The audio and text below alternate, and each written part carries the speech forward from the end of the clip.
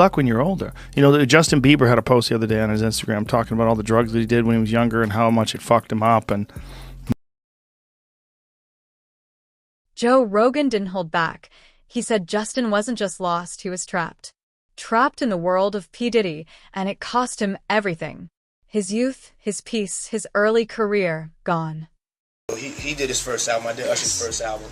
I don't have legal guardianship of him, but for the next 48 hours, he's with me. So Diddy looked straight at the camera and said, "I'm not his legal guardian, but for the next 48 hours, he's with me." That wasn't a joke. That was a warning, and nobody questioned it. Many horrific accusations, though, involving young singers, young, like, children. Yeah, it's disgusting. Rogan said it best. There's a dark pattern happening to young hip-hop stars. Kids like Justin, they rise fast, but behind the scenes, it's control, pressure, and pain. And no one's talking about it until now. Months ago, I was really struggling mentally and emotionally and physical, tangible, like, things.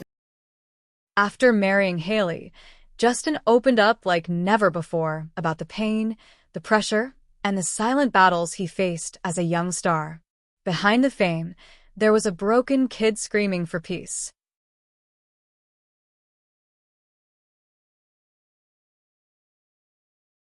In 2007, a 13-year-old kid from Stratford, Ontario, posted home videos of himself singing on YouTube. His name? Justin Bieber. Within a few months, those raw, emotional covers caught the attention of talent manager Scooter Braun. Scooter wasn't just anyone. He had deep ties in the music industry and saw something bigger in Justin, a global pop phenomenon waiting to happen. With Usher by his side and industry giants watching closely, Justin signed with RBMG Records. He wasn't just singing anymore. He was packaged, branded, and sold to the world. The label knew what they were doing. The haircut, the hoodies, the teenage charm, all became a part of the machine. Every appearance was planned. Every smile was monetized. And the world couldn't get enough. By the time Baby dropped, Justin was no longer just a singer. He was a product, a brand, and he was everywhere. But behind the screaming fans and flashing lights, a young teenager was suddenly carrying the weight of a billion-dollar industry. While the world saw a superstar, very few stopped to ask, how much control did Justin really have over his own life? Because in the background, whispers began. Whispers of high-profile mentorships that didn't feel right. Whispers of forced image control. Whispers of being pulled into circles that had little to do with music and everything to do with power. This was only the beginning of a story far deeper than just fame. Because sometimes a meteoric rise hides an invisible fall. As Justin's fame skyrocketed, so did the people around him. But not just fans or friends, powerful names. Sean Diddy Combs, Usher Raymond. These weren't just mentors, they were gatekeepers. And Justin? A young face in a world run by influence, secrets, and silent control. Footage shows Justin being passed around from party to party at an age where most kids are just learning how to live. Videos of him with Diddy sparked questions. Why was a teenager spending late nights in studio rooms and private industry parties filled with grown men? Publicly, it was mentorship. Behind the scenes? Some say it looked more like grooming, more like a system designed to shape young stars before they knew who they really were. One clip from years ago haunts fans to this day. Diddy telling a young Justin, "I'm gonna give you the keys to the Lamborghini, but not yet." What did that even mean? A joke? Or a veiled message in the language of power? These weren't isolated hangouts. It was a pattern where Justin was placed beside men of massive power, men with their own reputations, their own agendas. Some fans began to wonder, was Justin just being shown the ropes of the industry, or being pulled into something far more calculated? Because in the music world, fame isn't always earned. Sometimes it's manufactured, carefully, quietly, and with a price. At first, it looked like a dream life. Millions of fans, sold-out tours, luxury, fame. But behind those flashing lights, something was breaking. By 2017, Justin Bieber canceled the remainder of his Purpose World Tour. The official reason? Unforeseen circumstances. But insiders whispered the truth. He was burned out mentally, physically, spiritually. Imagine this. You're in your early 20s, but you've been performing nonstop since you were 13. Every move judged. Every mistake amplified. Every emotion suppressed because the show must go on. Paparazzi footage showed a different side, a lost, isolated young man, caught crying in public, snapping at fans, walking barefoot in the streets. The fame that once made him a global icon now looked like a cage. In interviews, Justin confessed, "I was lonely. I was hurting. I was using Xanax. I didn't want to live anymore." The kid who once sang Baby was now crumbling under the weight of an industry that builds you up only to break you down. But was it just the pressure of fame? Or something deeper?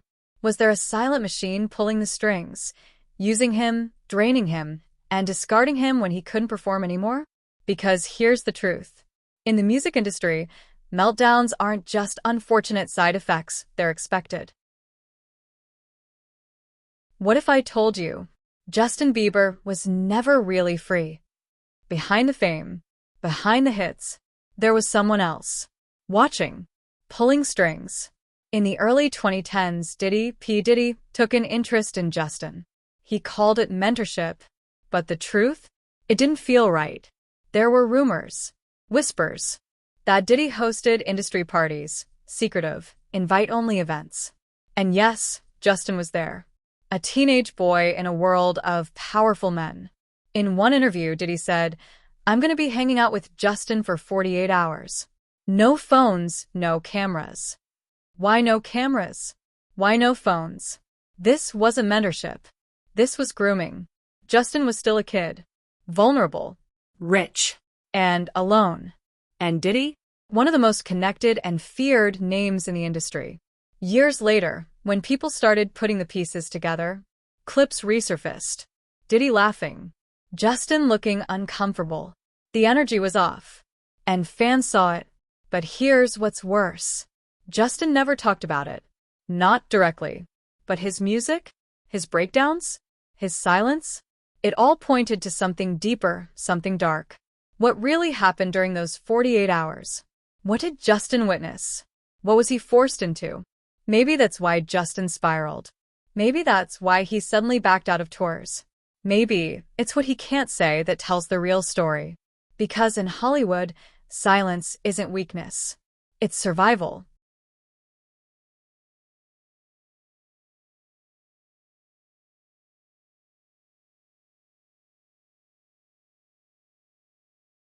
If you think Justin Bieber was the only one, you're not paying attention. This isn't just about a pop star. This is about a system, cold, calculated, and built to break you. A system where money and power matter more than the truth. Where silence is bought. And pain? Ignored. From the moment Justin was discovered, he became a product. Not a person. A brand. A face. Controlled by contracts. Surrounded by people who didn't care about him. Only his potential. And when he started to crack, what did they do? They used him more. Tours. Merch. Paparazzi setups. Even when he begged for peace, they kept him moving. Think about it.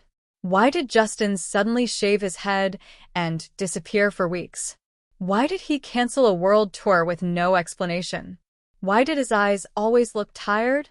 Because the machine doesn't stop. Not until you're used up. And if you try to break free, they threaten you. They label you crazy. Or worse, they make you disappear from headlines. It's not just Justin. We've seen it with Britney, with Kanye, with Amanda Bynes. Artists who tried to speak out but were silenced. But now, the truth is leaking out.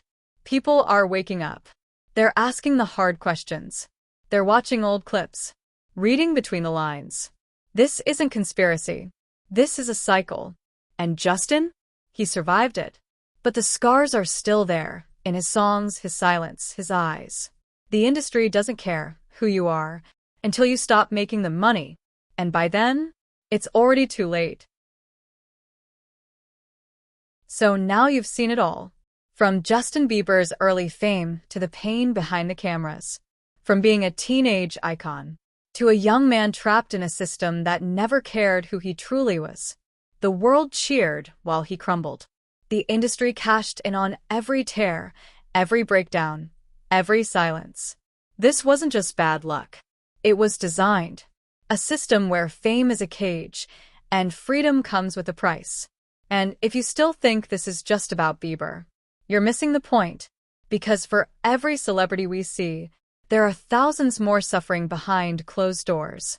Remember this quote: "The price of fame isn't just privacy, it's your soul." It's time we look deeper. Time we stop idolizing the illusion and start questioning the reality.